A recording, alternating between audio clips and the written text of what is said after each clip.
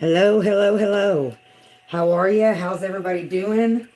Uh, it's a snow kind of day, and I'm trying to make positive use of my snowed in time. So we are in the kitchen today. Uh, I was gifted a lot of different produce, and here lately, I've really been experimenting with different ways to make use of the produce for a future time. With the apples, I made apple butter. I don't think I posted that anywhere. Actually, I think I did. It was on my Facebook. I made apple butter with the apples. So today I'm just kind of in the kitchen around seeing what I can make with what I got. Okay, so first of all, have you ever seen a carrot this big? I have not. Well, I didn't get just one. I got three huge carrots. Not to mention,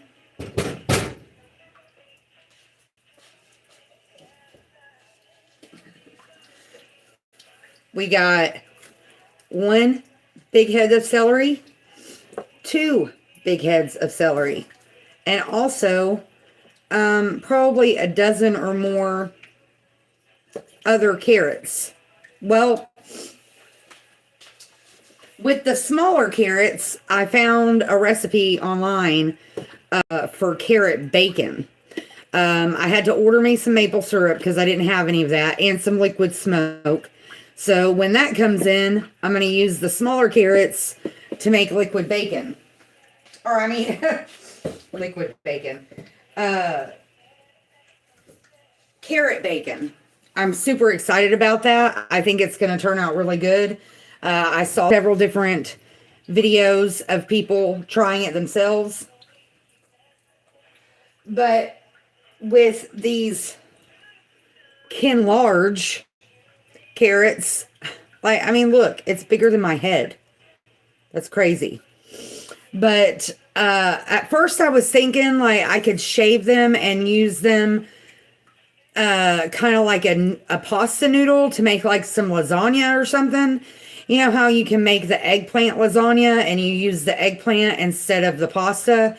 I was kind of thinking something along the lines of that, but I really don't have a way to store a whole lasagna like that. And I don't really get into the whole marinara sauce very much. So, because I was also given, hold on, let me get my oven mitts because it's going to be hot. I'm trying to soften the shell of it in the oven. Hold on. Yes, it is very hot. Spaghetti squash, as you can see, is also very large. So, what I've got going right now, I've got that in the oven, trying to soften up the shell so it'll be easier for me to cut. And so I've got my crock pot out and I'm starting to add stuff to the crock pot, getting it ready. I went to like a holistic health seminar last year, and it was about this time last year, and she made a soup that was like a medicinal soup, and she used squash. So what I'm going to do is I'm going to make a whole crock pot of this soup, and honestly, I do not have enough jars to store it all. I didn't used to be a big fan of jars, but since I've started doing all this stuff, it really is necessary. But that being said, I've got a few jars that I'm going to fill up with the soup, but that's what I'm going to use for Ken Huge carrots. I mean, look at how big that carrot is. It just, anyways, so we're going to do the spaghetti squash, the carrots. I've got the carrots sitting on top of the stove, kind of, just getting them started on getting them soft while the squash is in the oven softening up. I had one red onion. I left it in pretty big chunks because we're going to blend this. So, I put one I guess you could say medium-sized red onion in. And then I've put a couple tablespoons of olive oil.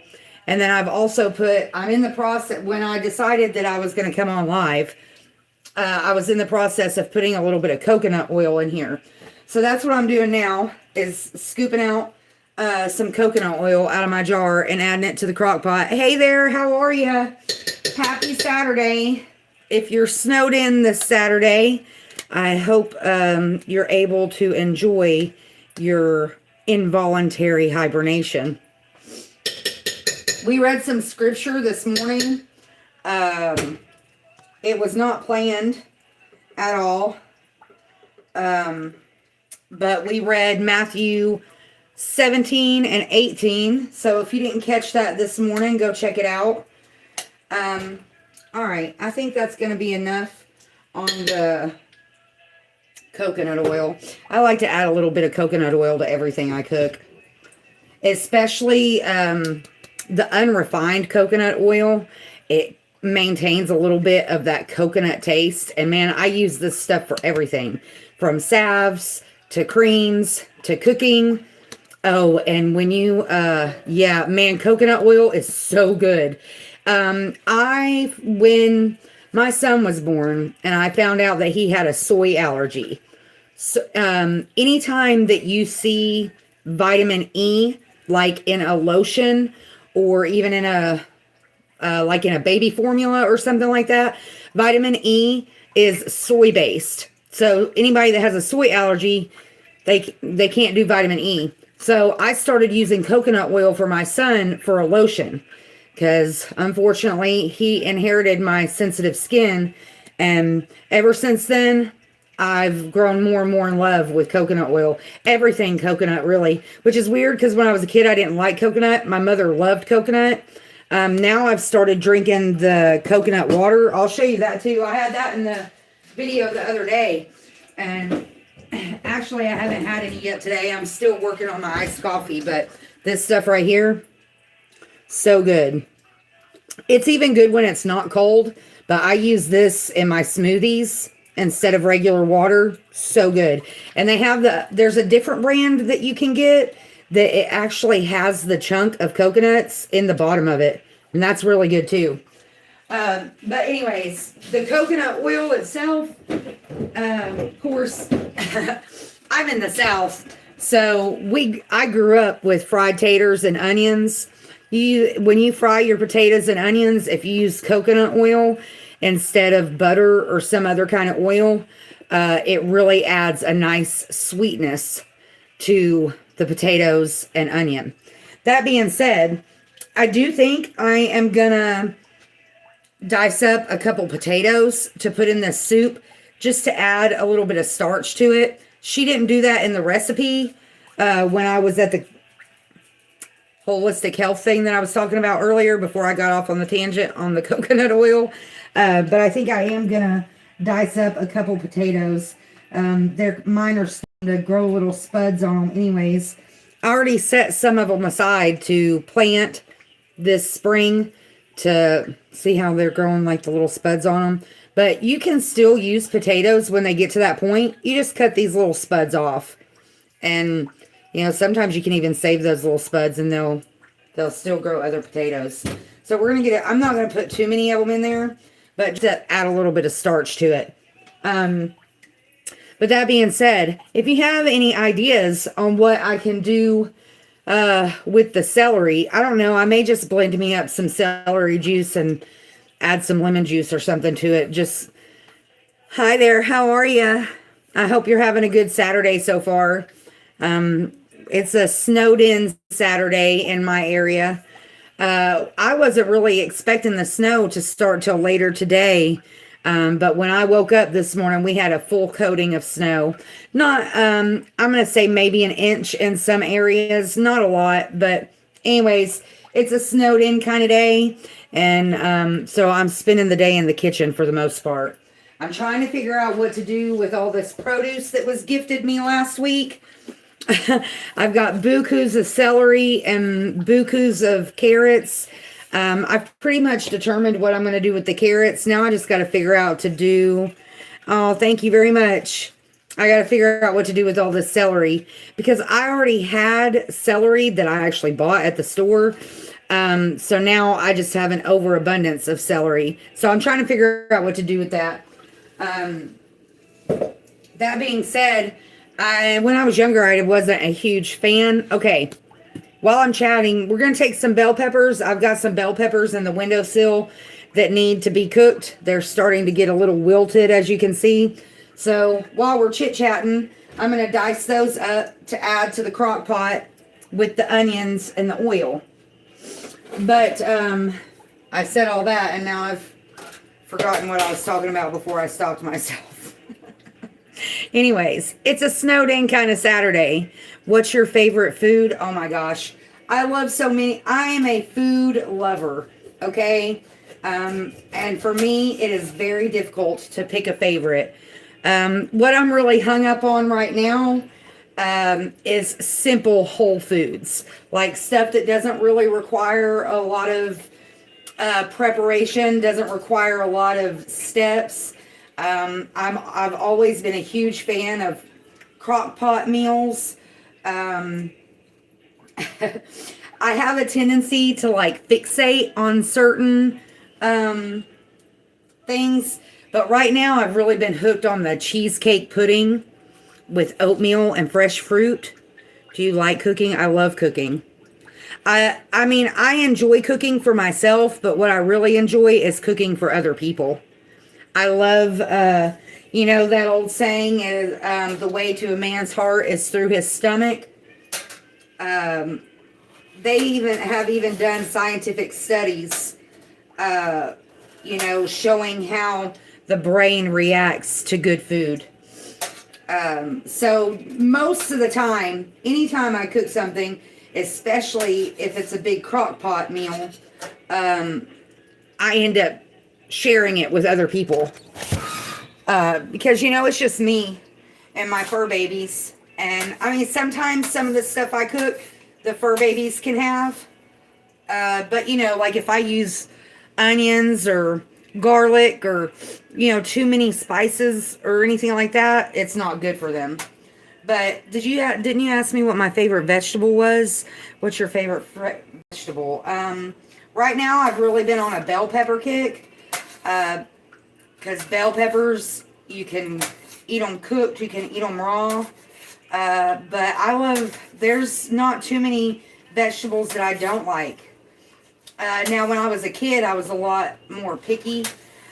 For me, with fruit and with vegetables, a lot of it depends on the texture, how it's prepared. I don't like anything really mushy. What did you make for Christmas? Let's see. Well, I worked Christmas, but we did a thing at work, where everybody brought something. I did waffle sticks. And what was the other thing I did? Deviled eggs. Waffle sticks and deviled eggs is what I did for Christmas. I got one of those little waffle stick machines. I ordered special waffle mix off of Amazon. I can show you that in just a minute. The little waffle stick machine I got at Dollar General. It wasn't an expensive one at all. But it worked really well. The only thing about it was the mistake that I made was even after I let them cool, I put them in a closed Tupperware container, and so because of the moisture, they didn't stay crispy. They got kind of soft, but they were still good. It was I put icing on them, so it was kind of like a waffle donut. But here's the little waffle thing. I think I only paid like $10 for it or something, but see, it just does 4 sticks at a time. And originally I had planned on putting them on sticks, but that didn't. These are kind of thin. It's not like an industrial one, so they weren't thick enough to actually put a stick in there. But it worked out either way. It was like finger food. But everybody liked them. I got the already made icing where it was already colored, and I did red, white, and green for Christmas. So anyways, all right, back to cutting the bell peppers. The spaghetti squash is steady sweating in the oven. I've got it on a cookie sheet because I had already put it in the oven last night for a little while to try to get it to soften. And this morning I tried cutting the top off. Well, I did cut the top off, but it was still the skin was still really tough. So I've got it back in the oven now. And after we do these bell peppers, I'll peel and slice up these few potatoes. Really, I'm just putting the potatoes in there for starch. Just to kind of add a little bit of thickness to it. But nonetheless, nothing really special going on. We're just hanging out in the kitchen today. I'll probably come on a little bit later and do a card pull. Oh, and another tidbit of advice, something that I have started doing, which you can do it with any kind of vegetable, not just the bell peppers, but the bell peppers make it really easy to save your seeds. Anytime you get any kind of fruit or vegetables, look at that big old cluster of seeds.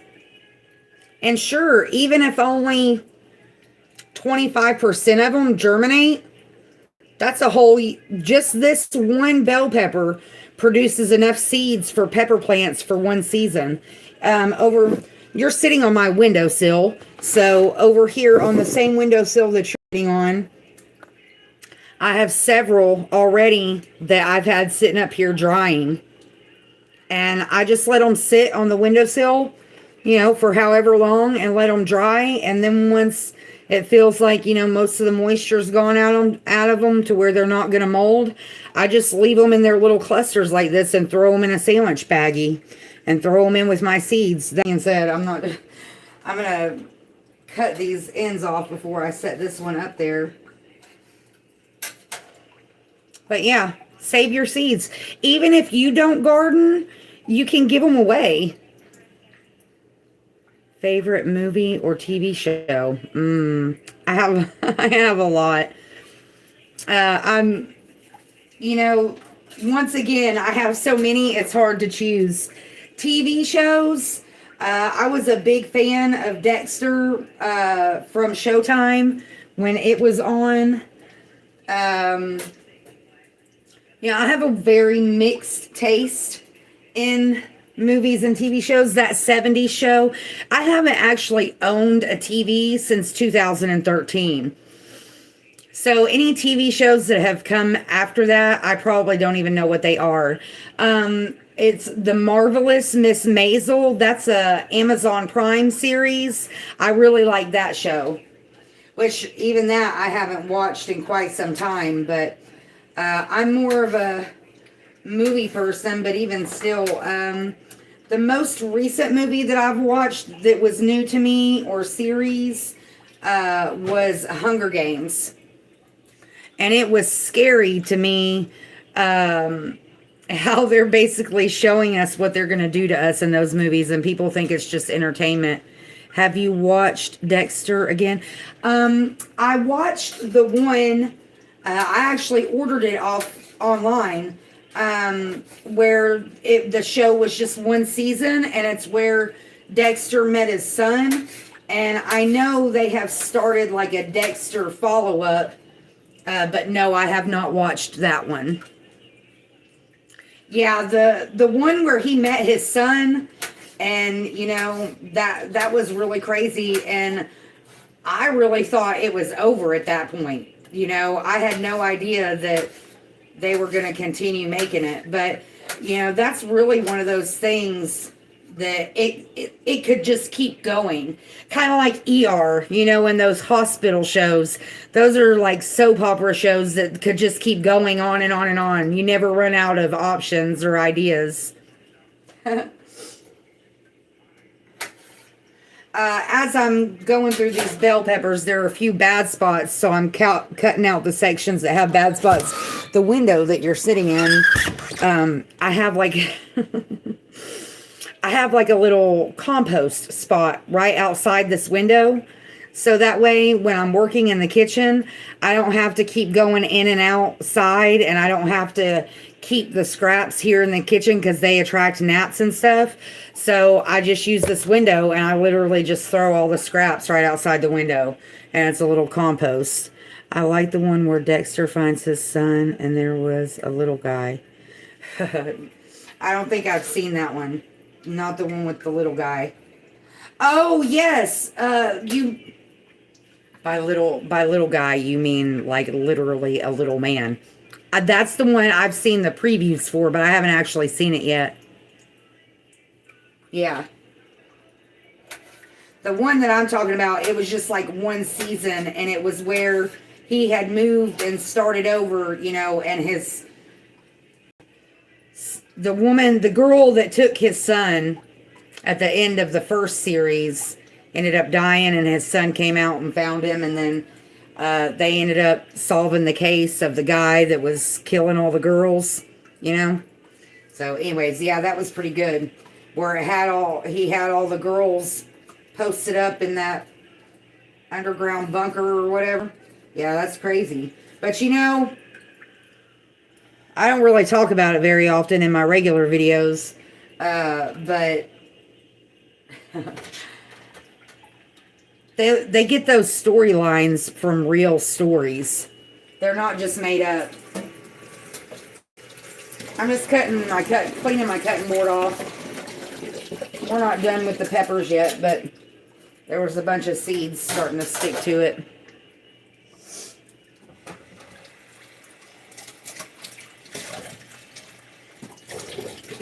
If you end up cooking the seeds, I mean, they won't hurt you, but they can cause a little bit of bitterness.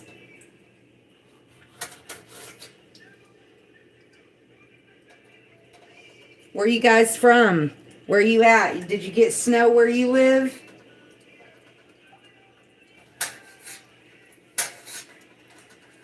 It's 11:55 real time where I'm at.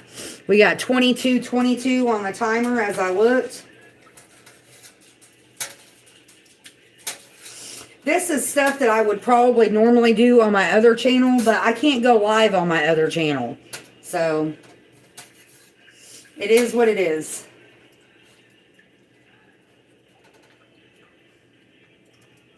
I'm from New York. There was 1 inch of snow. New York. Oh, I thought New York got more than that.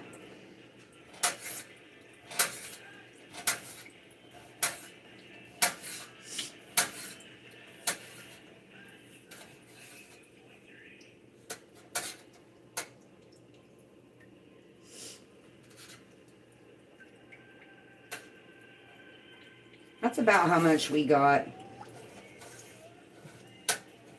I threw some seeds out for the birds this morning. They were all gathered around my porch. I guess what you would consider a flock of cardinals that live in the brush woods area across from my place. And I had dumped some seed out for them during the last storm. And there was still a little bit of it out there that they were out there getting this morning. So I dumped a bunch more out for them. Can I see the dog close up? Yeah. He's a ham. Copper. Come here. Come here. Come here. Come here. There he is. There's Copper. He's a big old ham. They went outside. They think they went outside. There's Darling. I'll have to pick her up. You won't be able to see her. Get down, Copper. Now I'm going to have to wash my hands because I didn't touch you. Quit. There's Darling. She's my little old lady. All right, get down. Okay. Normally I don't let them in the kitchen. Yes, Copper is a big boy. Copper is a boxer pit mix, and Darling is a full-blooded beagle. Copper's 4 and Darling's 8.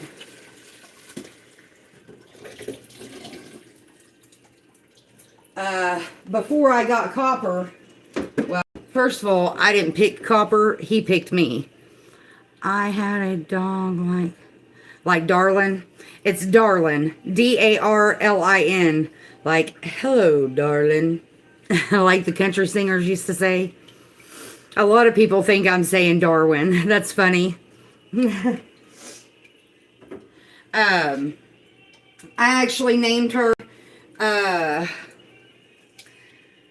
from the movie Lonesome Dove. It's not Tommy Lee Jones, it's the other guy, and I don't know why I can't, is it Robert Duvall? Yeah, Robert Duvall. His character in that movie, he's a cowboy, and, there was a hooker, Lori, that, he always used to go to, and when he would walk into the saloon, he would say, hello, Lori, darling. Oh, I'm sorry to hear that. Before I got Copper, I had a dachshund. Her name was Princess. Dotson, a weenie dog. Not everybody knows them by their actual name. But I got her when she was 6 months old. When she was still a puppy, I nursed her through parvo for 3 weeks. And she lived to be almost 18. She made it a couple months before her 18th birthday, and I ended up having to put her down. She was in stage 4 kidney failure. But her and Darlin grew up with her. I had Princess for, gosh, probably 10 or 11 years before I got Darlin. And then, it wasn't even 6 months after that happened with Princess that I ended up with Copper. I did not pick Copper. I would have never picked a boy dog or a dog that big, but he picked me. His last owner tried to kill him. He doesn't have a full-size tail anymore. He just has a little itty bitty nubbin, because his owner before me, chopped off his tail and tried to drown him. I didn't know that that's actually what happened until about 8 months later. But I'm the one that took him to the vet. I posted it all over Facebook, asking people to help me pay for his surgery. His surgery ended up being like $1,300. He ended up being an emergency surgery, and they saved him. Oh yeah, he's tough, but he's very protective as well. He's very protective of me, and he's very protective of Darlin. Me and him have gotten attacked by other dogs on multiple occasions. The worst time was we got attacked by 2 black pit bulls. We were at a public park. Him and Darlin were tethered, leashed, collared, and harnessed. And it was hot, and they had gotten underneath the truck. Well, these pit bulls started coming up. At first, I only saw one of them. Well, Copper came out from underneath the truck to protect me. The dogs attacked him. I had to intervene. I threw me and Copper into the truck. Darlin was still under the truck. I could not get to her. I went into a full-blown panic. The other dogs came in my truck after me and Copper. Yeah, it was pretty bad. And the owner, thank God, the owner came and pulled the dogs out of my truck. And by the time I was able to compose myself and get out of the truck, they were already gone. Yeah, it was pretty bad. In a store, yeah. We were in a public park. Nobody came to help me. It was in the middle of summer. The park was full of people. Nobody came to help me. Except the people that was the owner of the dogs that attacked us. But they didn't stay to make sure we were okay. Nothing. By the time I got out of the truck, they had loaded up the dogs and were gone. Yeah, so one of many, many reasons why we stay to ourselves. And he gets very, he doesn't tolerate other dogs at all. It doesn't matter whether it's a male or female. The little dogs, he's not as aggressive towards. Like, he just kind of stands back as long as they're not aggressive towards him.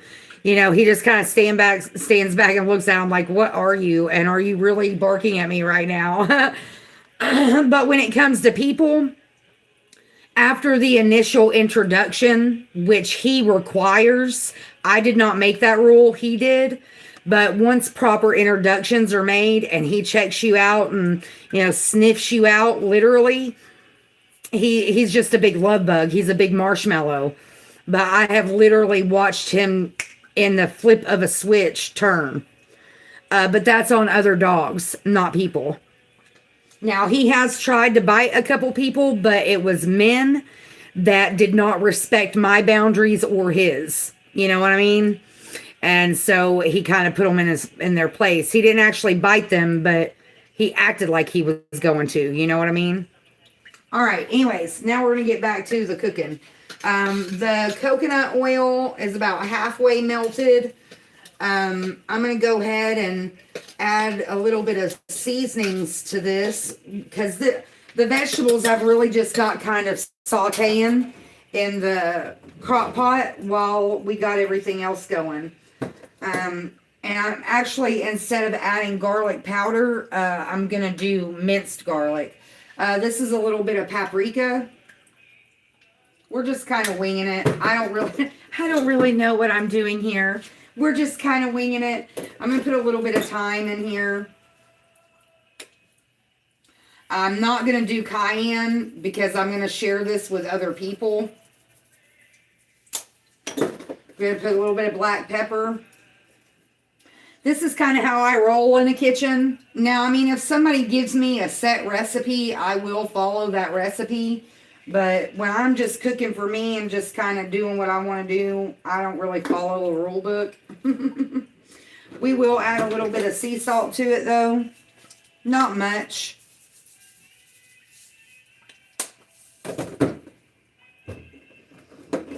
And I'm actually going to add just a tiny bit of allspice to add just a little bit of flavor to it. This is a new bottle, so I'm going to have to take the seal out. Not much at all, just a little bit. Did you move to where you are, and where did you move from? Well, I'm in Tennessee. I've pretty much spent the majority of my life in Tennessee, but I'm not originally from here.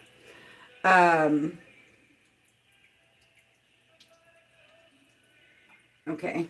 I was born in Maryland, Bethesda, Maryland, to be exact. My dad was in the Navy, which is why I was born on the naval base in Bethesda, Maryland. When I was a year old, my dad got transferred to Jacksonville, Florida, which was, I can't remember the name of the base that we were stationed on. It was in a bunch of those lawsuit things a while back, but nonetheless, the base in Jacksonville, Florida, I can't think of it right now. We lived in North Carolina. My parents divorced when I was between 4 and 5. Okay. Anyway, so no, I'm not originally from Tennessee. I've lived a little bit of everywhere, really. And I always get that, mostly because of my accent. I don't have a typical Southerner's accent, so I don't really fit in anywhere. When I'm in the South, it's always, you ain't from around here, are ya? And when I'm in the North, I get the same thing. You ain't from around here, are ya? So I don't really fit in anywhere. Let me grab a lighter real quick.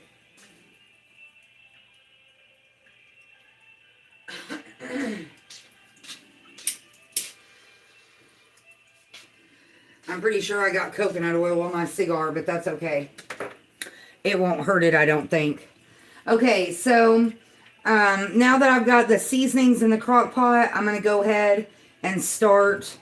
The squash is starting to actually kind of brown a little bit.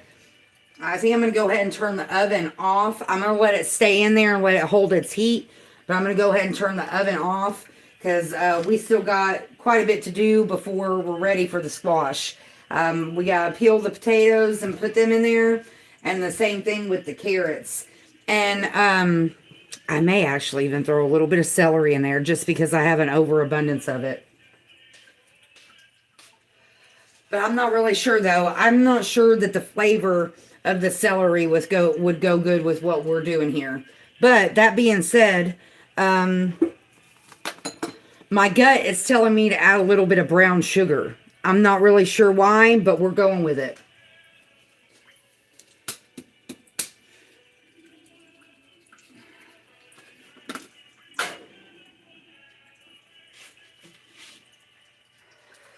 And yes, I may smoke in the kitchen, but I do not smoke over my food. Okay, so we're going to use the same spoon we used for the coconut oil. We're going to scrape us a little bit of brown sugar out of here.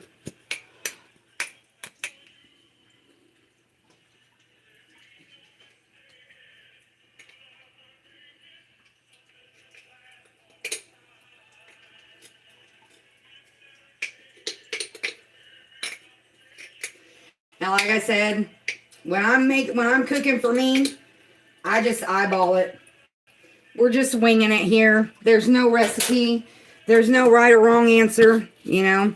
Worst case scenario, I have to dump it outside and the critters eat it, you know, or it turns into compost or fertilizer.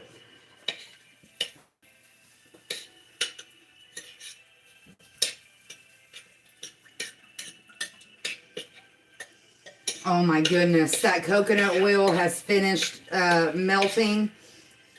Oh, it smells so good.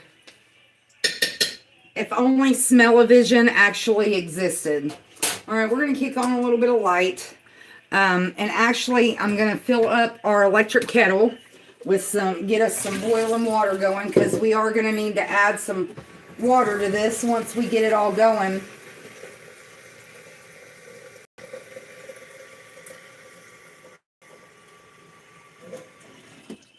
I wonder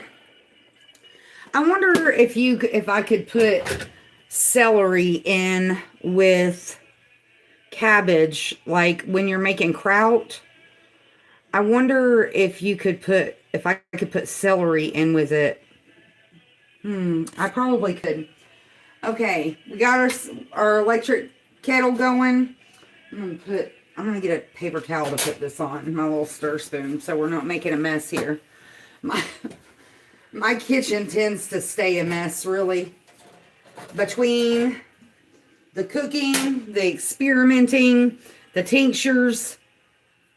I gotta turn this down. I'm so sick of this song.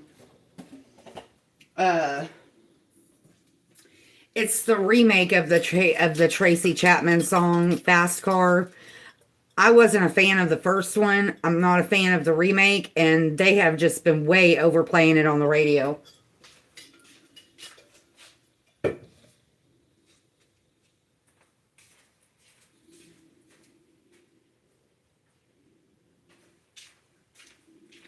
The dogs really are not enjoying the weather. Especially considering it was already my day off anyways. So typically on my days off, they get to spend more time outside. And unfortunately today, that is not the case. They are not happy about it. All right, I'm getting my peeler out. We're going to peel some taters. We're just doing a few small ones. So I've had them here kind of warming up on the stove. I'm going to grab us, let's see, we'll use this pan right here to catch all the peelings as I'm peeling them.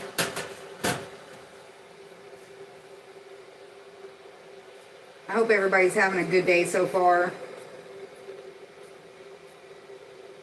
For those of you that are getting hit a lot harder with the snow, I hope you had a chance to prepare. I hope you have everything you need.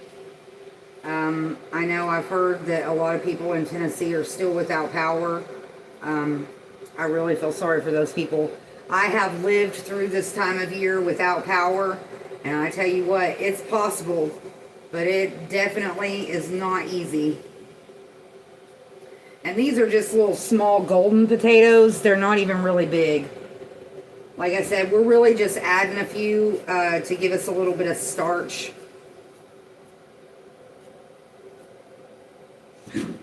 Oh, and I just dropped that one on the floor. All right. So that goes to the compost pile. Yes, I could have probably just rinsed it off, but when you have fur babies in the home, that's not a risk I'm willing to take. There could still be a hair stuck on there. And I'm the type of person that once I find one hair in my food, that's it. It's going into garbage. All right. That shows you how small these potatoes are. They're hard to hold on to because they're so tiny.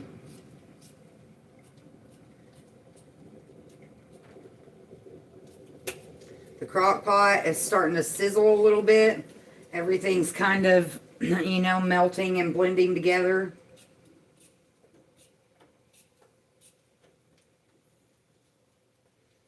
I don't think you'll really be able to hear it sizzle on camera, but you might. Hold on a second and I'll show you what it looks like. I don't know if I can flip the angle around or not, but we'll try. Let's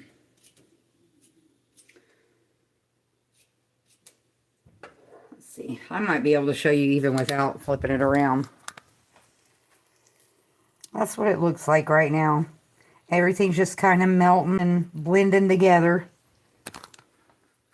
Okay, so far we've got our seasoning in there, our bell peppers, our red onion, a little bit of olive oil, and a little bit of coconut oil. And we're just kind of letting it mush all together. Hello, happy Saturday. Hi there. I hope you're having a peaceful and positive day today.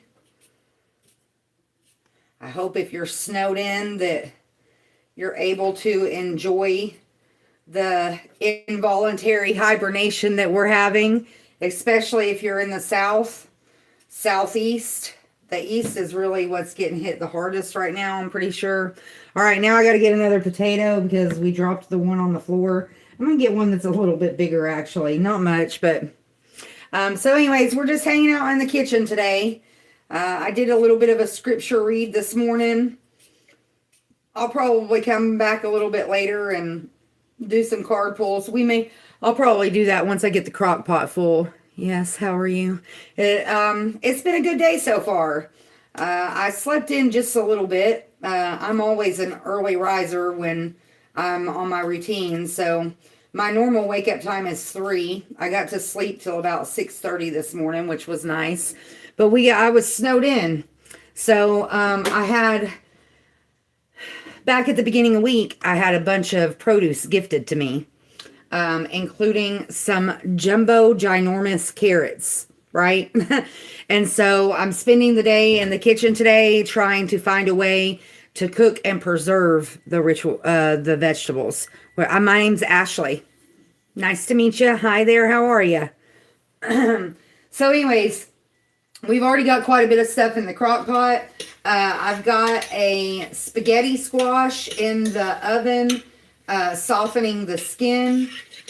And then I'm just got through peeling some potatoes, and we're going to dice them and put them in the crock pot. So we're going to put the skins to the side. Those will go in the compost pile. And like I said, with the other vegetables, you don't necessarily have to get these cut super fine or super perfect, because we're going to end up blending this once we're done cooking it anyways. The basis for what I'm making here, I got from a holistic seminar that I went to last year. But we're just kind of adding our own and making a twist to it all.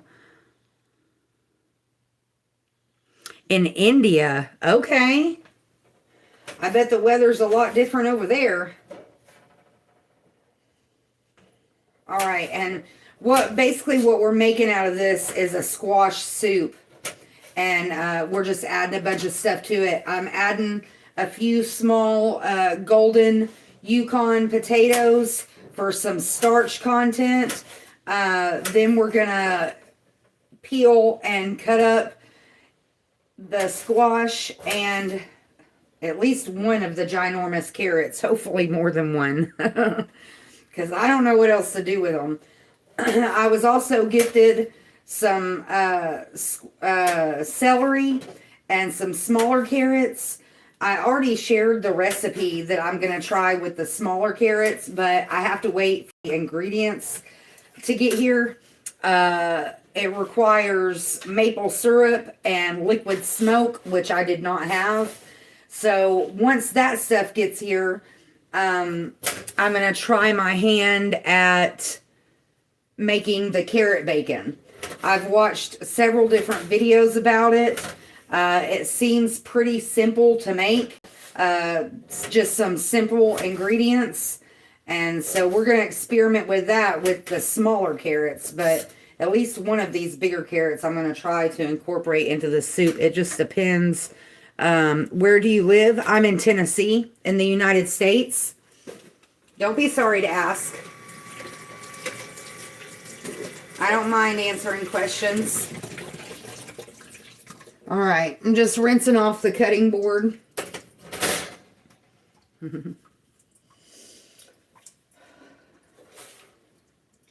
I'm going to let the squash just kind of rest for a little while and kind of cool down before I try handling it.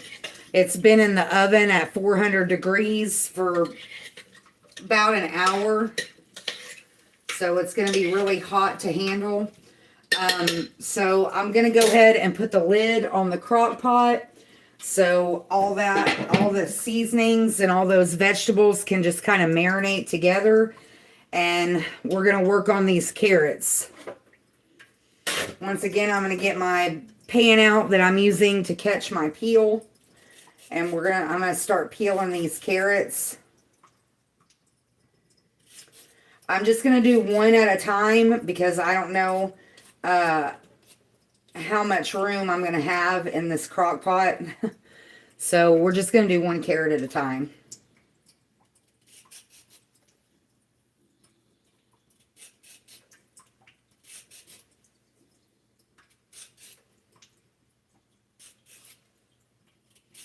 And they're already kind of warm, and I wouldn't say soft, but the process has begun on softening them, where I've had them sitting on the hot stove while the squash was in the oven. All right, so now we're going to cut off the ends. Those will go in with the compost as well. I'm going to clean this end up a little bit more.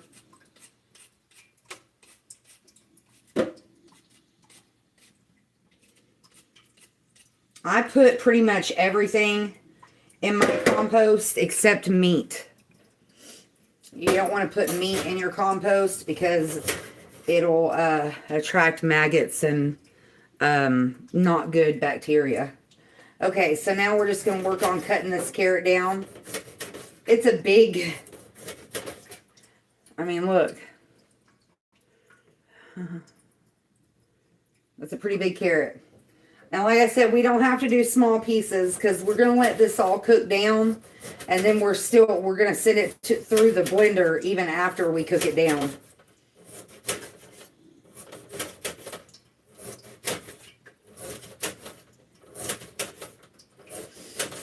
But this soup is going to be full of good vitamins, good things to have this time of year to fight off the cold. Oh, and I got to remember to get, I'm going to do it right now before I forget. I got to get the minced onion or minced garlic out and put some garlic in it. All right, so we're going to put our first carrot in.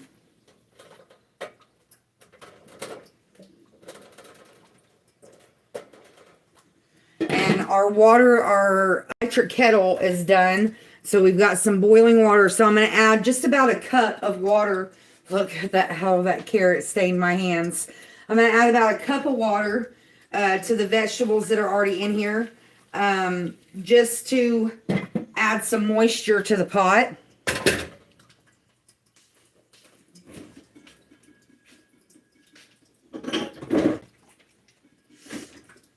And then here's our minced garlic. I'm going to put about a tablespoon of the minced garlic in. Let me rinse my hands off.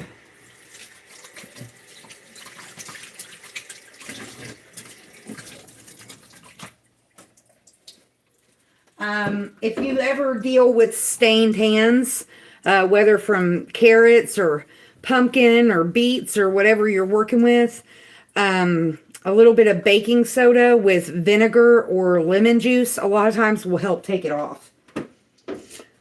Okay, minced garlic.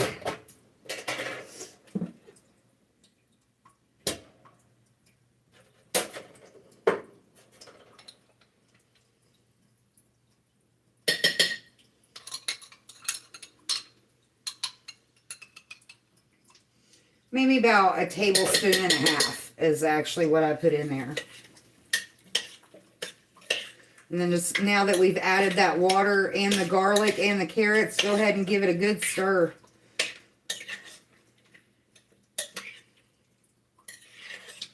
Get everything good and coated. All right. I don't know. We're just winging it, man. We're just winging it.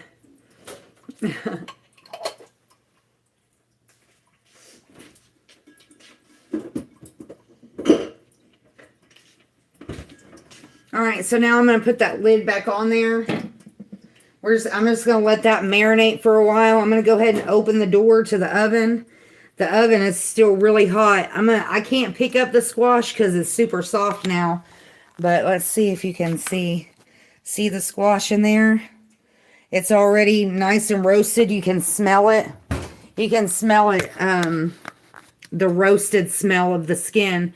So that's super hot. So we're going to leave that door open and let that cool while the crock pot's going with everything else. And, you know, this is definitely going to be like an overnight thing. I'll get it started tonight and just let it cook all night. And then tomorrow, once it's cooled, we'll send it through the blender and then jar it. Instead, well, depending on how runny it is, after we blend it, we may put it back in the crock pot to cook it down a little bit. But more than likely, after we blend it, we'll just go ahead and jar it. And of course, save a portion out to test it. So I guess we'll mosey on out of the kitchen and maybe go pull some cards. All right, let's do it. Let me get all my stuff that I brought in here for the... I have a feeling it's going to turn out really good.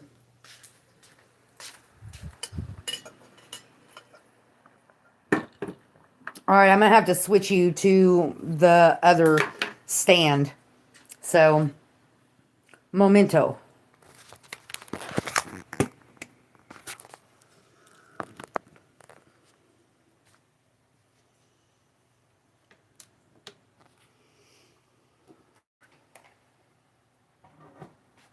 All right, now just hang tight. You're going to go for a ride.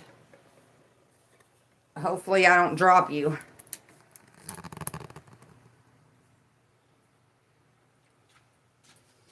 Oh, yeah. That worked out pretty good. Yeah. All right, let's get you straightened out here. There we go. All right.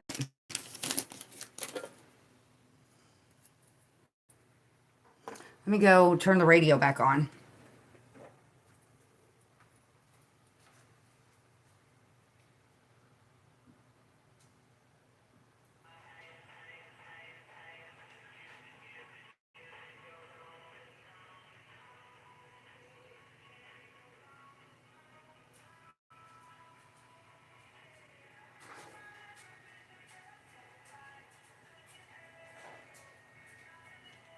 Okay.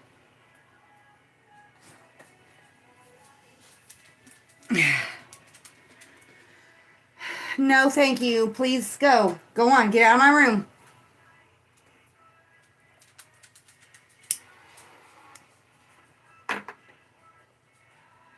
All right. I guess we'll just start from the front and work our way back. We'll start with Angels of Abundance. Last time we got obstacles and blocks are lifted, attracting, not chasing, and sever vows of poverty. A little lopsided. Setting boundaries doesn't make me a jerk. Setting boundaries prevents me from being a jerk. 54:55 on the timer as I looked. All right, Angels of Abundance Oracle. Do the work. As it flipped over, it didn't necessarily fly out, but it flipped over, so we'll acknowledge it.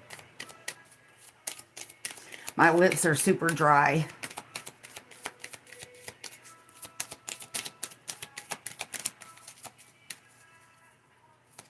Angels of Abundance Oracle.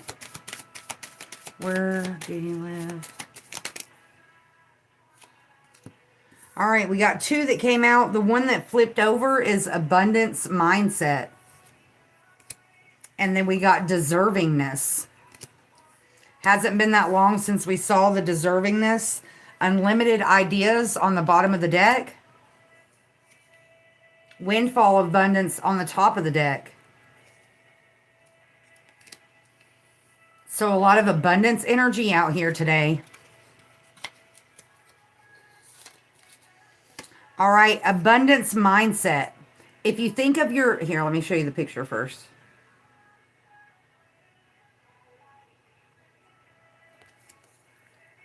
If you think of your abundance as something that happens in the future, then it will always be one day away from you. See, feel, think, and speak of abundance as something you already have in the present moment, and that is what you will experience. You are a beloved child of God like everyone else, and you deserve to receive the support that will allow you to focus upon your divine life purpose. Even if you can't yet recognize your lovable qualities, trust that God and the angels can see how amazing you truly are.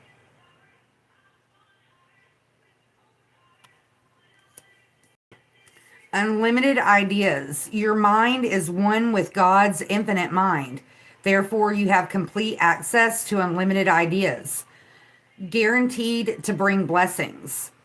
All you need to do is take divinely guided action to allow those ideas to come to fruition.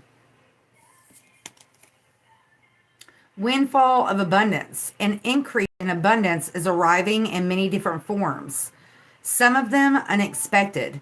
Be open to receiving and know that this abundance comes to you to support your life purpose, health, and charitable work.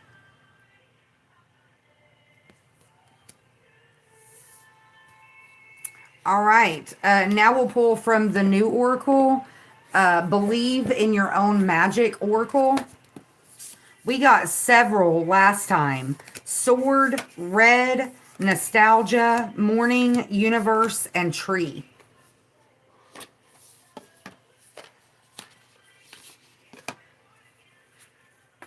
I am born again out of the lion's den. This is Katy Perry, Wide Awake on the radio.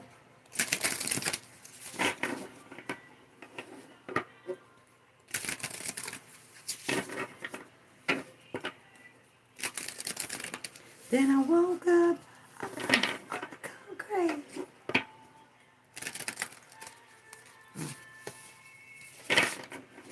All right. Believe in Your Own Magic Oracle.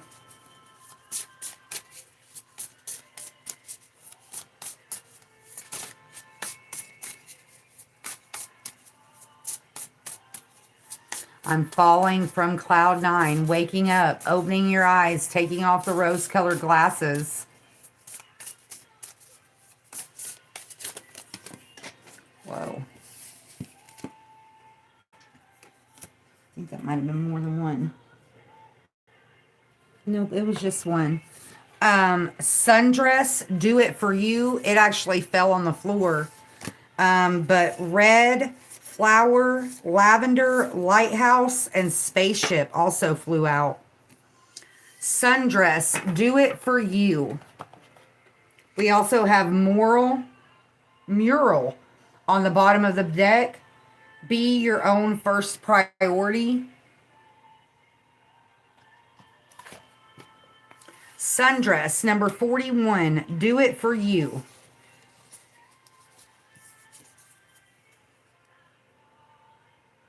When it comes to healing and recovery, make sure you're doing it for yourself, not for somebody else. Becoming too dependent on other people will only end in disappointment. People leave, Friends drift, family members become estranged. Your reason needs to be bigger than them. And believe it or not, you are important enough to be that reason.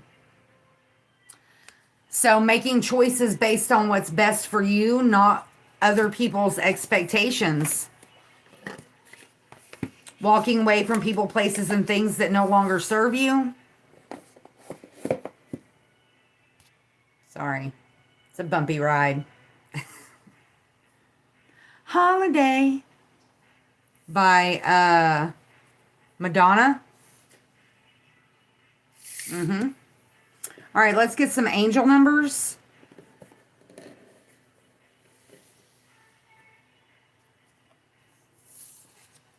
Celebrate. You got 22, 22, 12, 12. Stick to it, and choices is what we got last time. Once again, talking about making choices based on what's best for you, not expectations of other people.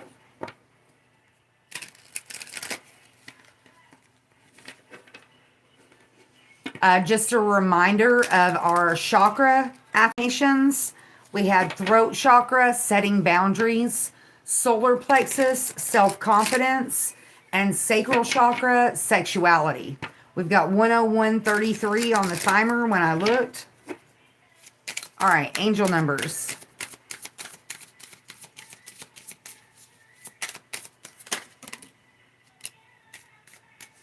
1515, self-care, and 1177, growth.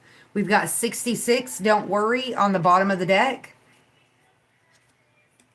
And 1010, embrace the journey, on the top of the deck.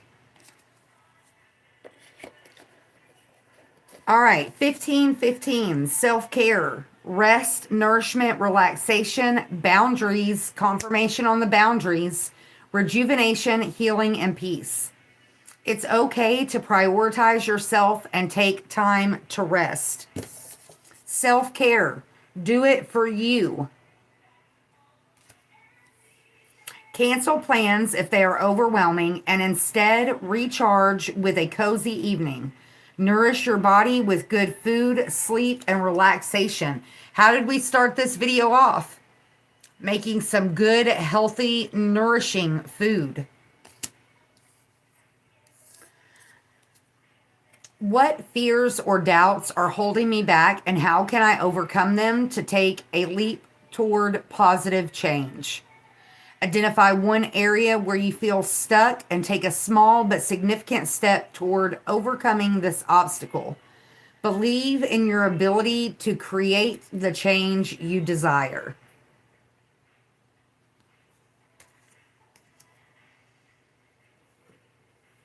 My mouth is really dry. Good vibes only. Good vibes only. Believe it or not, this is actually like a mixture of concoctions. I had leftover matcha milk. I had leftover iced coffee. I had leftover Monster iced coffee. And so I just mixed it all together, added a pack of instant coffee and a little bit of extra milk, and bam, and some ice, of course. So it's got a little bit of a funky taste to it, but definitely doable. Basically, just it's the combination of the matcha and the coffee that kind of makes it weird for me, because I don't normally mix them.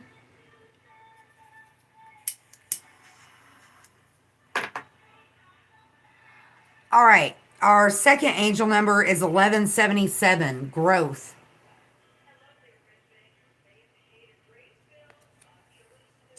Learning, development, nature, potential, success, and expansion. Take positive steps towards learning and personal development. We've been talking about that a lot lately. Gaining new knowledge. Engage in activities like taking classes, reading, or spending time in nature to unlock your potential and achieve success. What areas of my life could benefit from learning or growth? How can I incorporate new experiences or knowledge into my daily routine? Enroll in a course or workshop that interests you. Read a book on a topic you're passionate about, or spend time in nature to reconnect with your inner self and stimulate personal growth.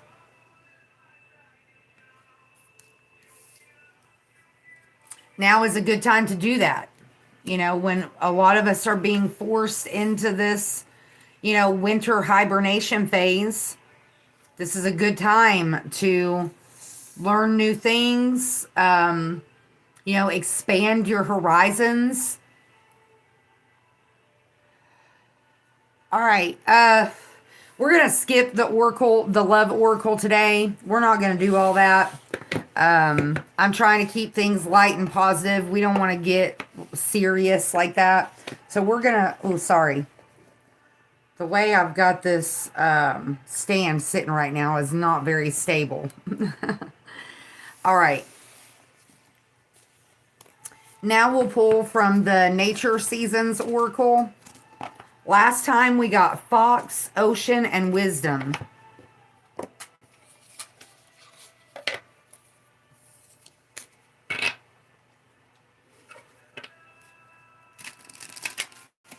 Copper always thinks I'm crazy when I do this. He's like, are you in here talking to yourself again? Which I guess technically I kind of am, but anyways.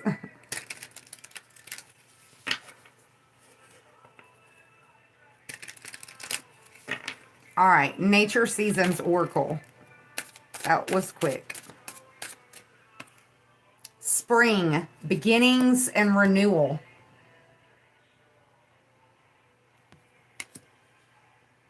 We got sorrow, healing, and release on the bottom of the deck. And deer, grace and sensitivity on the top of the deck.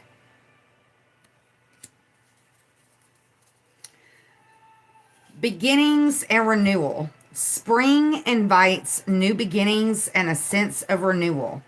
It's time to plant seeds, whether for your personal journey, your goals, or new ideas, and nurture them as they begin to grow.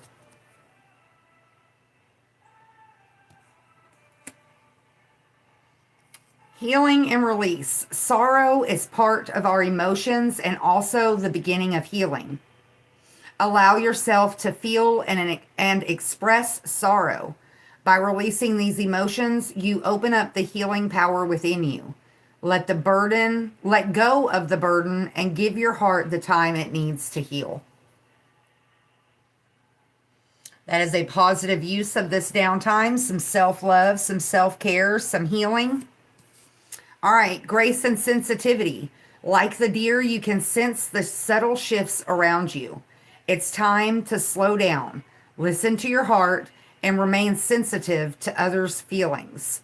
Give both yourself and others space to adjust and grow.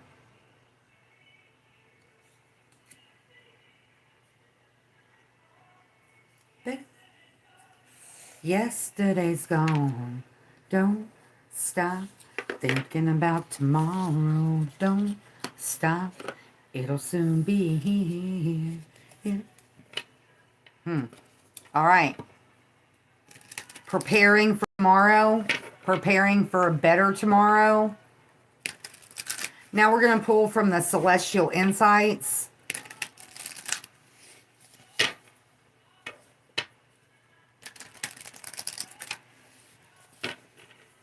All right. Emotion is what flew out. Your emotions are guiding you through life's challenges. Have you been suppressing your feelings? Let them flow naturally. Whether joy or sadness, your emotions are your strength. You got balance on the bottom of the deck, being able to balance your emotions. Balance is the key to a harmonious life.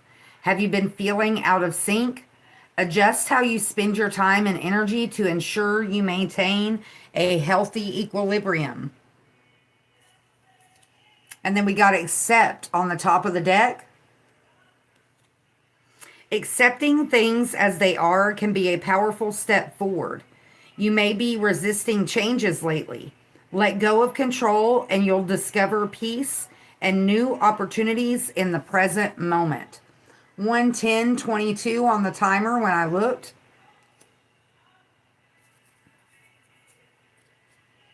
The balance between work and play, the balance between good and evil, the balance between empathy and enabling. All right, now we'll pull from the Forest Spirit Oracle. Last time we saw water element, hummingbird, dragonfly, and squirrel. We got butterfly on the bottom of the deck as we're getting started.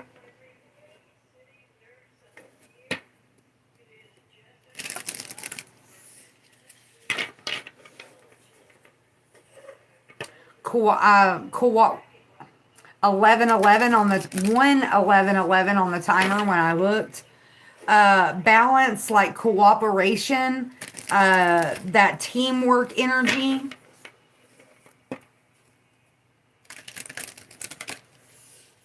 The accept is making me think about what we talked about the other day. Don't let your ego get in the way when people offer you help or knowledge or, information in any way, shape, or form. Don't let your ego get in the way. Be willing to accept a helping hand.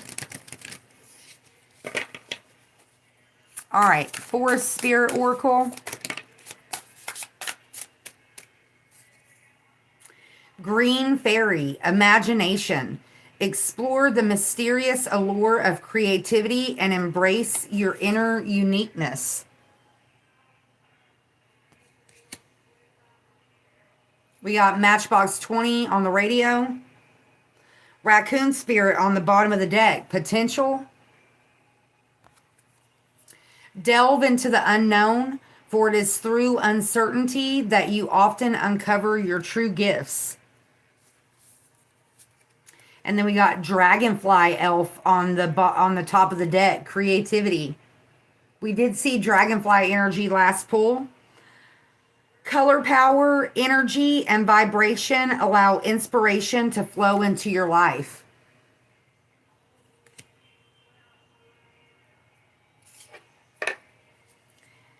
Embrace the opportunities of inspiration when they come to you, whether that's through another person, different ideas.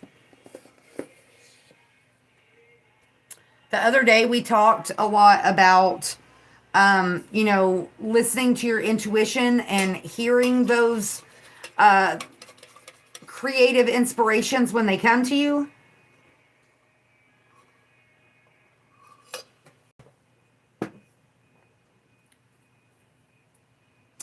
All right, where shall we go from here?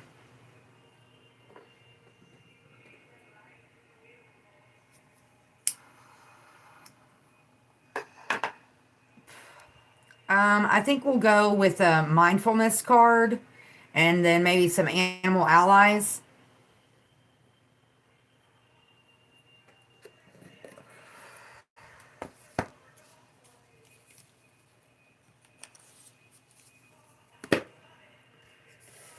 Last time we got everyone sometimes needs to hear from another that everything will work out in the end. Good things come to those who wait. This too shall pass type energy.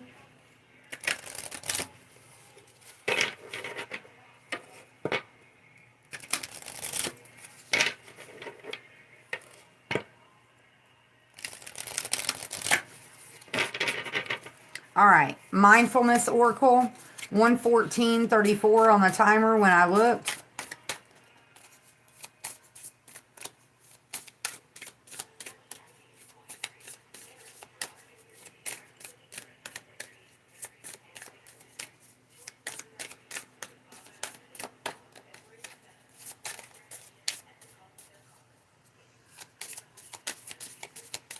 Have the confidence to step out and try something new. within your own boundaries, but don't be afraid to try something new. I trust myself fully. I will not allow fear or doubt to hold me back from doing what I'm here to do.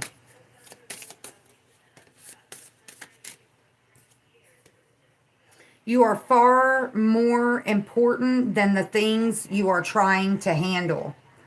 Take a moment for yourself, for example, sitting or standing. Relax your body with a few deep breaths, then continue to breathe normally. Gently shake your hands, which are always doing so much. Gently shake your legs that are always in a hurry to go forward. Shaking helps bring your attention to your body. Next, stroke your legs and your arms in big, long motions. Touch relaxes the body and its reactions. Finally, observe a moment how your skin and body feels. So, stimulation, external stimulation. What I've been using here lately is a rebounder. That works really well, but it's also really focusing on physical touch, massage. That also helps with circulation. Water therapy is really good for that as well. Getting your blood pumping. Circulation affects our body in so many different ways. It's important to make it a priority. Warming herbs and minerals also help get the blood circulating, like cayenne. There's several other herbs that I can't really think. Cleavers, I think, helps with circulation. I believe hibiscus helps with circulation as well. So,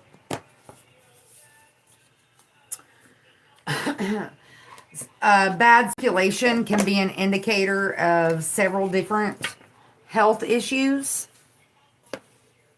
Also can be a result of smoking. All right, now we're going to pull from the Animal Allies Oracle. And then we'll go back to the kitchen. Check our crock pot, check our squash. All right. Animal Allies Oracle.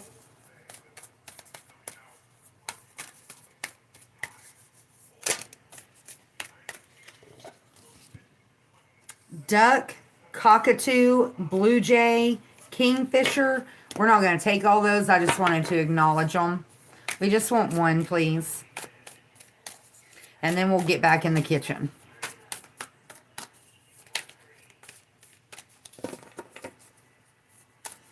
I'm not sure if they were just talking about the weather on the radio, but it didn't say whether we were supposed to get more snow or not. Crane fell on the floor. We got swan on the bottom of the deck. An owl on the top of the deck. Aloe's really good for you in a lot of different ways. Owls are known for their wisdom, their knowledge.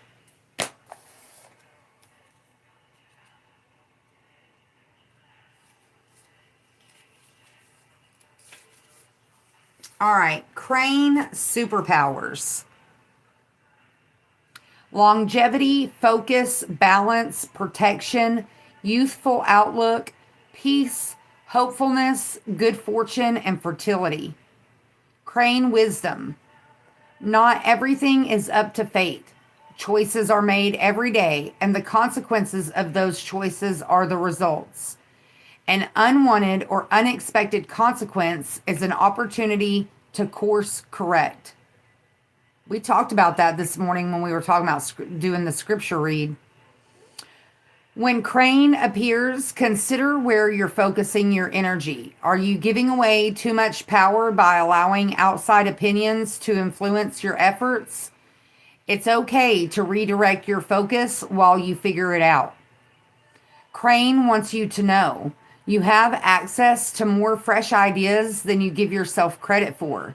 Your ability to create something from nothing is a great asset. Don't squander it. Well, I mean, it is, especially if you want to talk about it was 1:20:22 on the timer when I looked. That really does kind of line up with what we're doing in the kitchen today. I got a bunch of random ingredients, an abundance of them that I didn't really know what to do with. So we're making something out of nothing. That being said, we'll get a few puffs off the cigar and then we'll go back to the kitchen.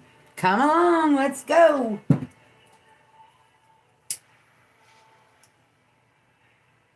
I think I brought my holder in here. Yep. All right, you're switching positions again.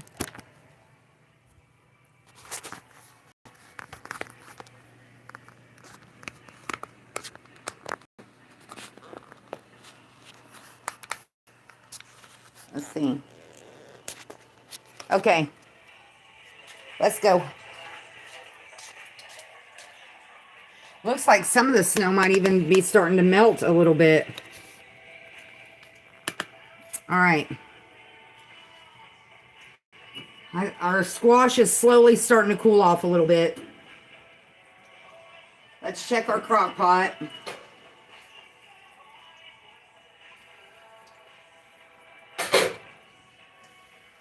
And it sure does smell good. Our carrots are already starting to get a little soft.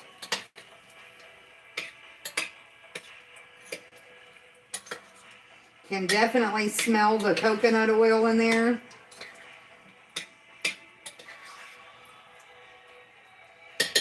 All right. I'm not exactly sure how well I'm going to be at getting this squash out of the oven, but we're going to try. This is the first time I've ever done the squash this way, so we'll figure it out together, I guess. It was 1:22:22 on the timer. Turn the radio down a little bit.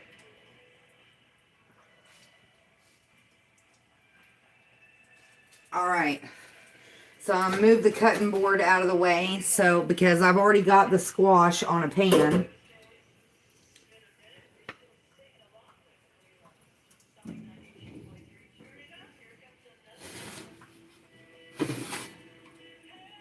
All right, here's our squash fresh out of the oven. You can see where the skin's kind of boiled, releasing from the meat. That's what we want. This process is supposed to make it easier to remove it from the skin. And I'm pretty sure it's going to be. So, I'm going to go ahead and take the lid off the crock pot. So, as I'm scooping it, it can just go right into the crock pot. We've already got a good temperature on the crock pot right now. I'll move my lime out of the way. All right, I think I'm probably going to need a bigger blade for this. We're going to pull out the big guns for this one. And I'm just going to cut it in half long ways. Let's see. There we go.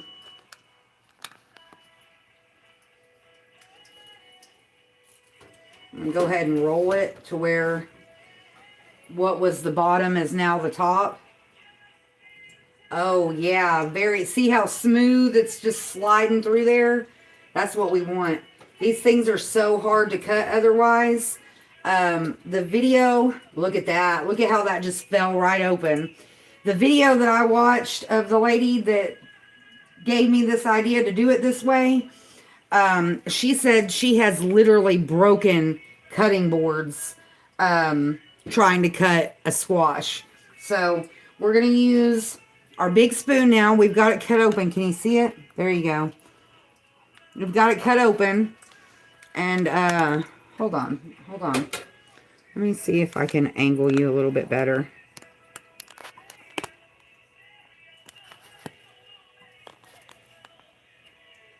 There you go. That's better. Okay, so now you basically from this, you got the seed section and you got the meat section. Right now, we're not going to mess with the seed section. I'm going to take my blade and we're going to go ahead and cut the seed section off. We will work with that because I'm going to save these seeds. But right now, we're just going to deal with the meat section because it's going to be the easiest to just scoop it right out of the skin. And it's still kind of warm. I don't know if you can see it on the video, but it's still like steaming. This is the top that I cut off this morning when I was checking it to see if it was ready. We're going to scoop the meat out of the top first. Oh, the neck just came off of there.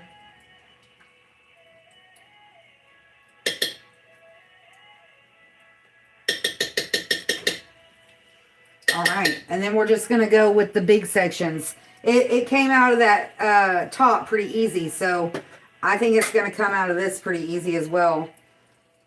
And it's still really warm, so I may have to do it in segments. It's still a little warm. I think there's going to be an easier way to do this. Let me do it down here. There we go. It's still a little too hot for me to handle for that long of a time. So we're just scooping the meat out. See how easy it's coming out of there? It's pulling away from the skin really easy. It might actually be easier, yeah, for me just to pull the skin off. This is probably going to make a mess, but that's okay. Well, we're used to that in this kitchen. All right. And I'm just using a cookie sheet. It's what I baked it on in the oven. And I'm just keeping it on the cookie sheet while we're scraping it. I just dropped a piece of the skin in there. Hold on. Like I said, this is the first time I'm doing this. So it probably could have stood to stay in the oven a little bit longer. Because it's still kind of stuck to the skin a little bit more than I would have preferred. But now that I can kind of handle it a little bit, the skin's really just peeling right off. But it's still very warm. Still very warm. So now we're getting to the messy part of it. And then once we get this put in here, once we get it all scraped off the skin and put in here, we'll take our potato masher and just kind of mash it up a little bit, get it started. All right, so that's the first half. And the other vegetables have already cooked down quite a bit.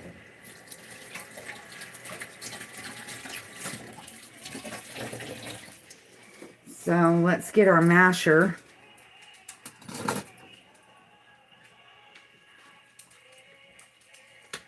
Mash it down into those juices from the onions and the oil. And then once we get all the squash put in here, we'll cut up the rest of those jumbo carrots.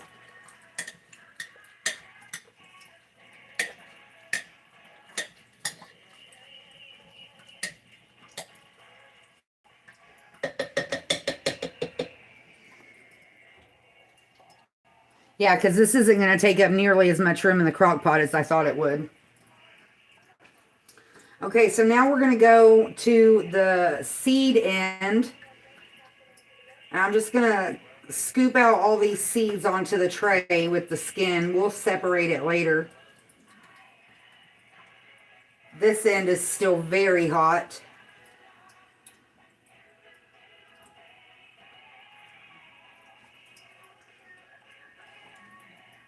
There's still a seed on there. All right.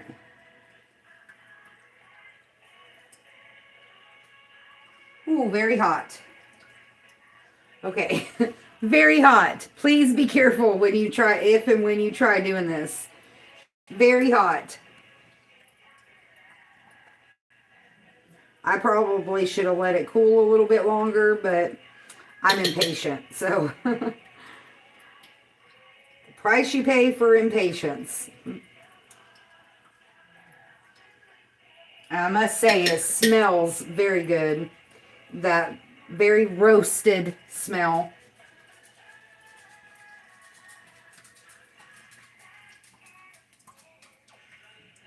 Ooh, hot.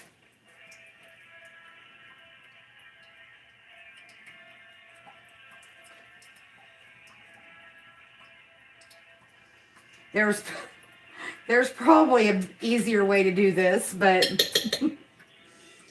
probably less messy as well. I got a little bit of the skin in there. Where's it at? There it is.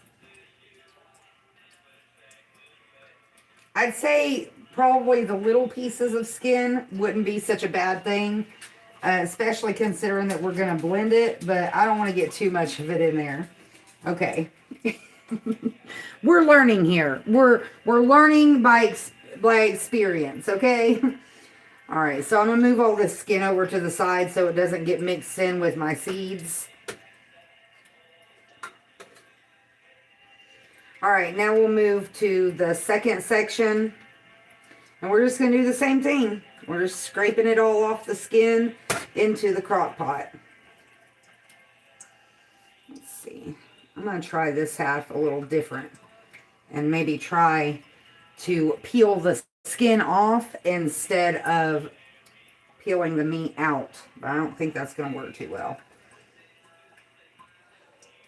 Still very hot. Very hot.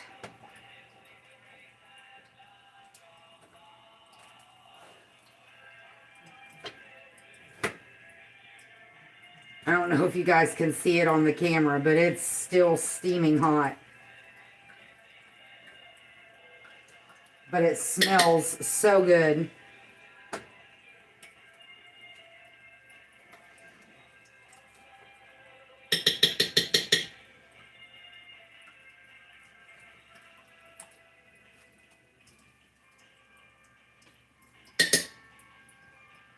Very hot.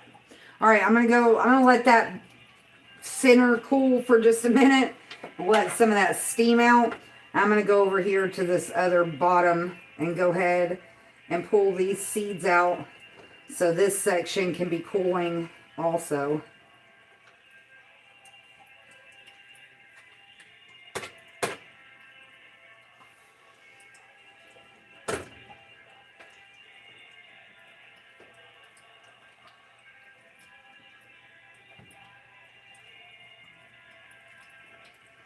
There's the seed. We do not want the seeds in the soup.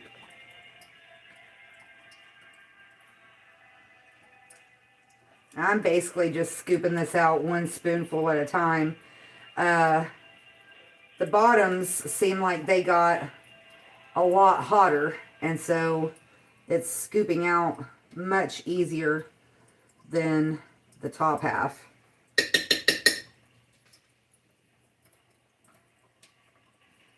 And thankfully, I'm not making as big of a mess as I thought I was going to.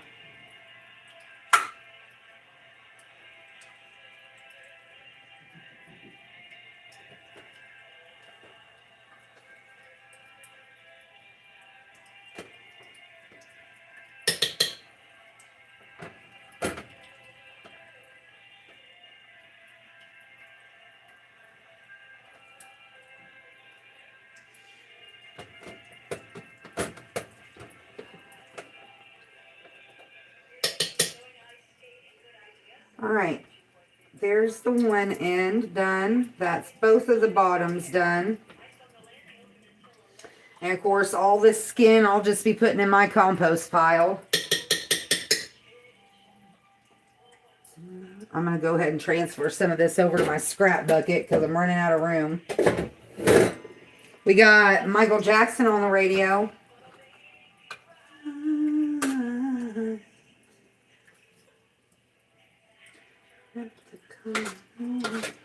Baby, winter cold. This wind is blowing my mind. In the streets, without enough to eat. Who am I to be blind, pretending not to see their need? A silence disregard, broken bottle time.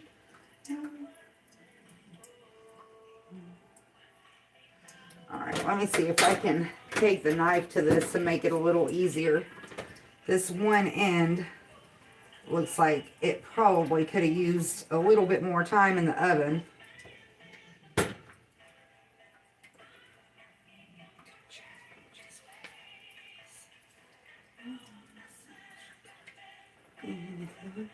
If you want to make a bit to taste something. All right.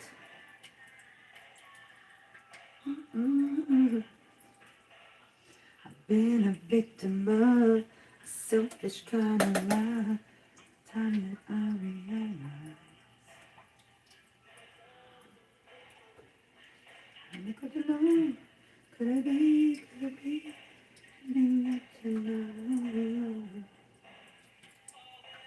I'm basically just having to cut this last little layer away from the skin.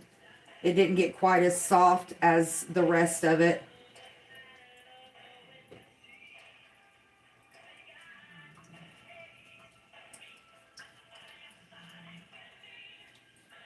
All right.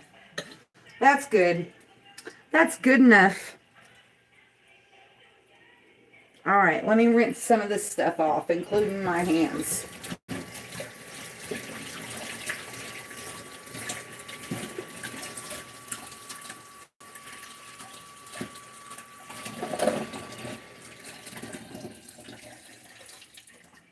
All right, we're going to go ahead and dump these scraps.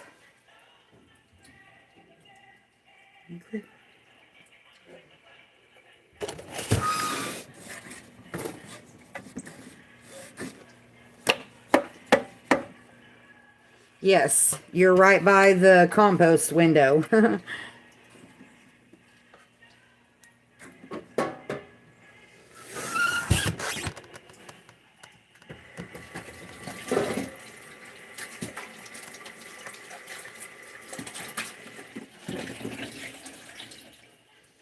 All right, now I'm going to transfer all these seeds over to a different pan so we can clean this cookie sheet.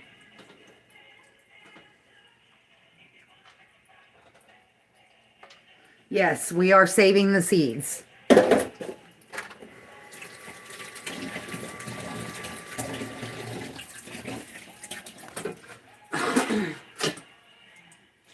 I've always said it's easier to clean as you go than to do it all at once.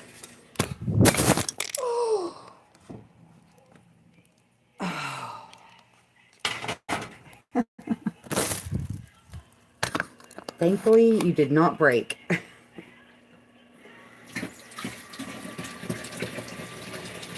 It sounded like something broke, though. Okay, anyways.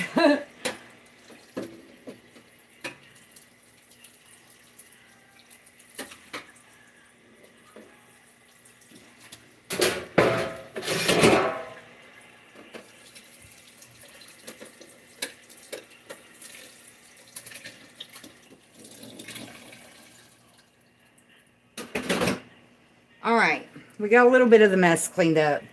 All right, now that we've got all the squash put in the crock pot, we're going to go back in again with our masher. I knew something fell off of there. What was that? Oh, it's the, okay.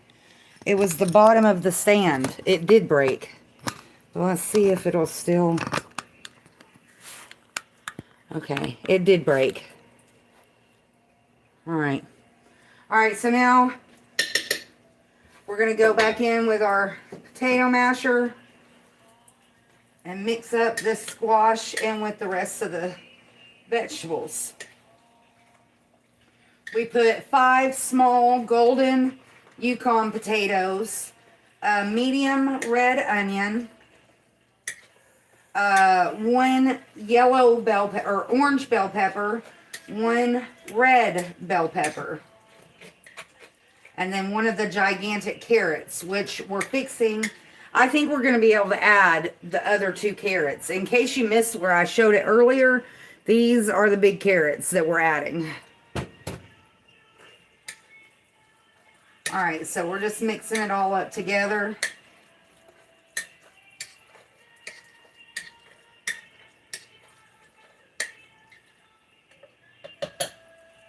All right, and we're actually going to add a little bit more water. Actually, I'm going to close this window first, so I'm not heating the outside. All right, we're going to add a little bit. I wish I had some heavy cream, but I don't. We're going with what? Well, do I have any broth? That's chicken broth. Let me see if I got any vegetable broth. Yes. We'll go with some vegetable broth instead of water.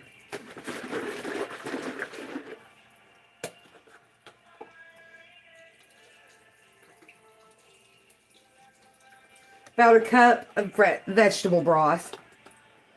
We'll leave this out because we may end up needing more later. Go in and mix it up just a little bit more just to incorporate in that broth.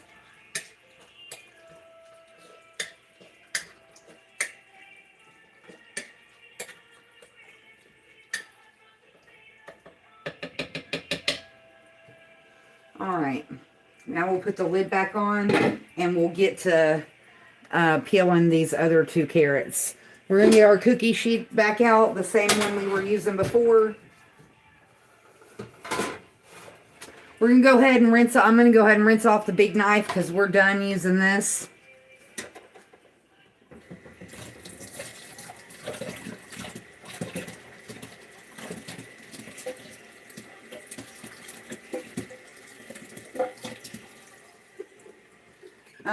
I don't know about anybody else. Take this however you want. But when it comes to my good blades like this, I do not use soap on them. I just use very hot water. And then I make sure and dry them as soon as I rinse them. I learned that lesson the hard way. With this blade in particular, see those little notches there? It had started rusting a little bit because it got put away in its sleeve wet. And so the sleeve held the moisture to the blade.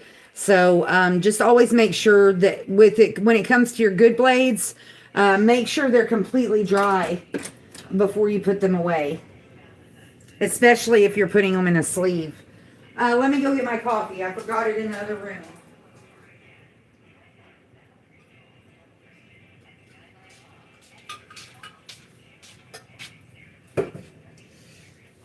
All right, now we're going to get back to the big carrots. We're going to start on our second big boy. Actually, we're going to go with this one first. This one looks like it's got maybe some tougher skin. I think the carrots is going to go good with the spaghetti squash. I think those are going to be 2 flavors that go well together.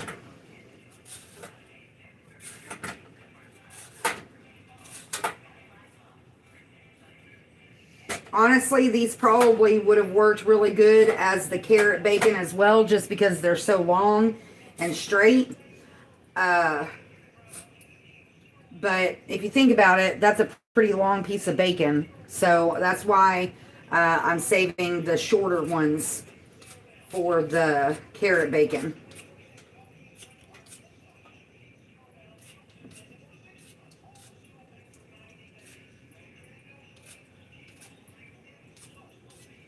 I don't care what anybody says. These are huge carrots. I've never seen carrots this big. And it looks like this one is still green in the center. So we may end up cutting a large part of that end off.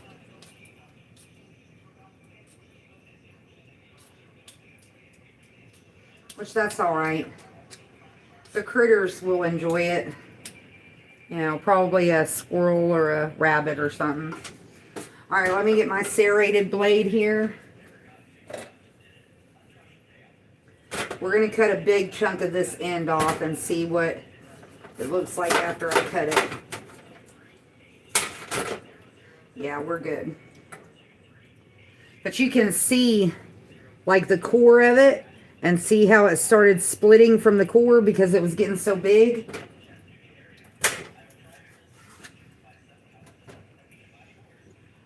All right, we're going to have to clean off the pan before we can go any further.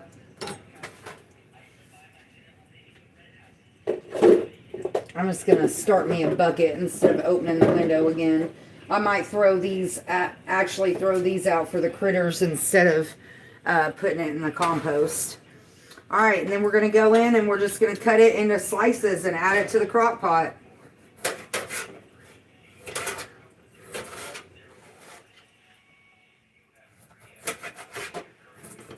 I don't know about the rest of you guys, but I have cookie sheets that are designated as like work trays.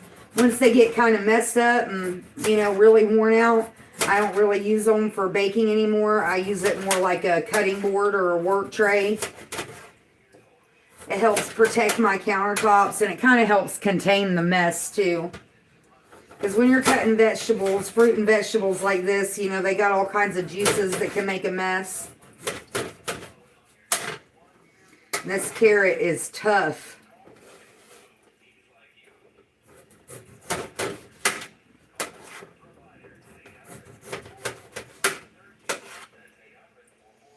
Look at how big. That's crazy to me. You could probably make little sliders out of this thing. It's so big. That would actually probably be really good. Like take just a piece like this and like top it with like some maybe tuna salad or something. Yeah, that would actually be pretty good probably.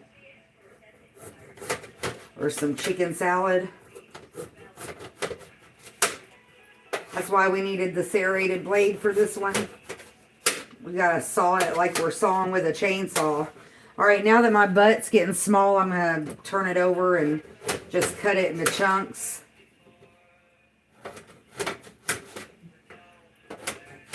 And remember, we're gonna send this through the blender, so you know the chunks are gonna cook down, and then we're gonna blend them anyways.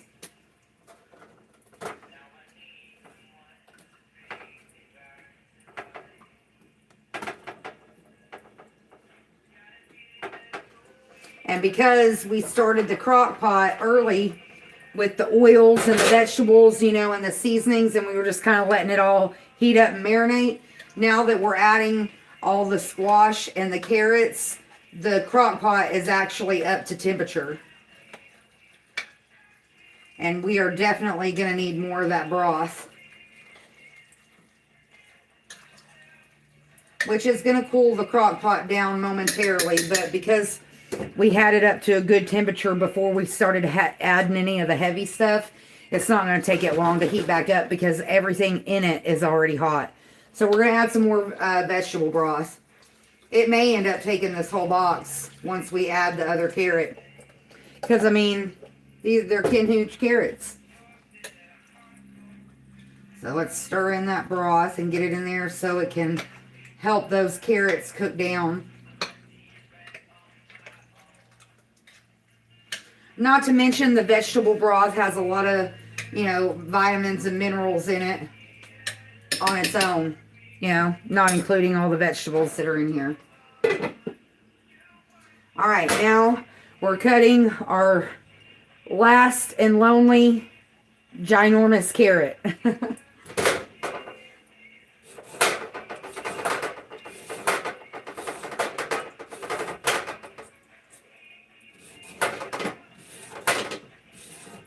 And in reality, if we blended this down thin enough, you could even use this as like a sauce for a pasta.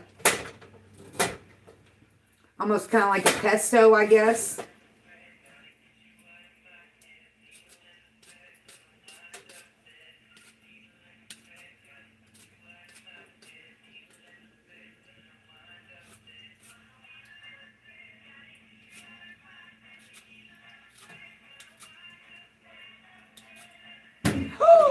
Oh, that almost hit the floor. It almost hit the floor. All right. Oh, I missed a spot. Here. All right, now we're going to cut off the ends.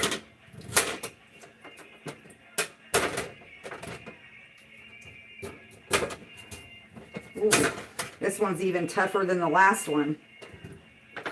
All right, let me clean all these skins out of the way.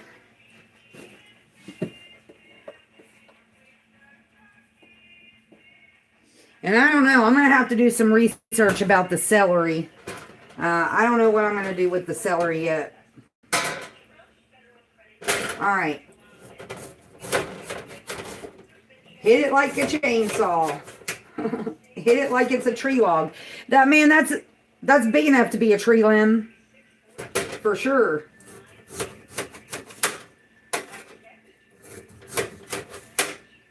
Obviously, the thinner you cut them, the faster they're going to cook through. But like I said earlier, we're going to be cooking this overnight anyways. So they're going to have plenty of time to cook down. Obviously, it's ideal to be able to eat these vegetables fresh, but the reason I'm doing it this way is because I'm not going to be able to eat them before they go bad. So this is a way to preserve them to where I can eat them later. Oops.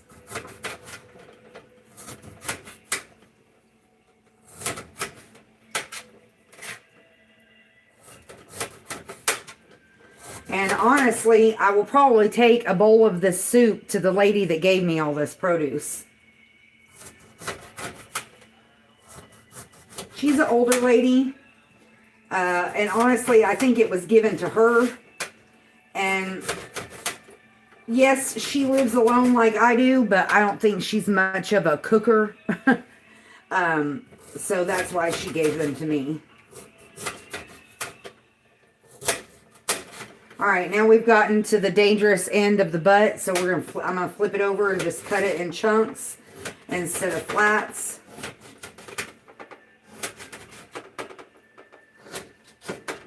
All right, last carrot going into the crock pot.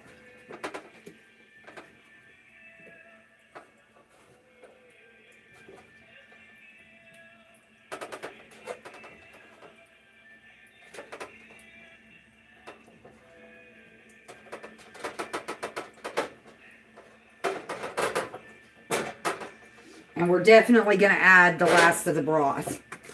So let's see. This is 32 ounces of broth. So that's 4 cups is how much will be the total amount of broth that we've added. And in the very beginning, we added about a cup of water that we added to saute everything. Okay, and because now the crock pot is so full, I'm going to use the spoon instead of the masher. That way I don't make as much of a mess. Kind of push those carrots down into the liquid. And then, of course, oh, I just did it. And then incorporate that broth that we just put in there.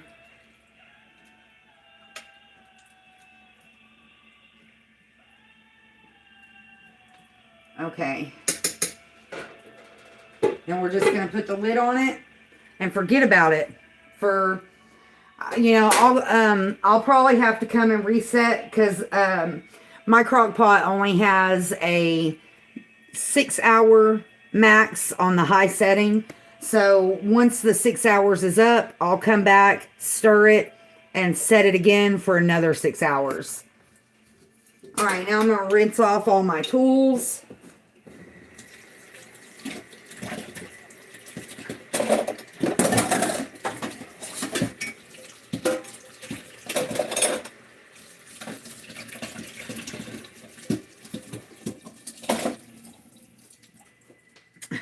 You can definitely tell I've been cooking with carrots today. Oh, I didn't mean to use this towel. It's going to stain it with carrot. Oh, well. It's already done. All right. Now this, like I said earlier, a lot of people like to wait until the project is done to start cleaning. I prefer to clean as I go. It's just easier for me. Because a lot of times, by the time I get done, whatever project I'm working on or whatever meal I'm making, by the time I get done, I'm too tired. I don't want to clean up. So I've learned to just clean as I go. And it just makes things a little bit easier. But I think it's going to turn out good. Like I said, I added a few extra ingredients than what the recipe originally called for. Mainly the carrots. The original recipe did not call for the carrots. But I think the flavor of the carrots and the spaghetti squash will go well together. So, that being said, I'm going to call it for now. I hope everybody has had a peaceful, positive, and productive day. 1:55 on the timer as I looked. If you haven't had a peaceful, positive, and productive day, I pray that your angels, ancestors, spirit guides, and of course the Most High help you with that today. I also pray that He clothes you in His armor from head to toe, that He strengthens your discernment and guides your steps as you go throughout your days. That being said, be grateful for what you have, the big, the small, and the blessings yet to come. If you see a need out there today, tomorrow, next week, if there's any possible way that you can fill that need, please do so. You may not only better their day, but you could possibly change their life, and you never know the impact it could have on yours. Be blessed, find peace, have a great day, and I'll see you next time.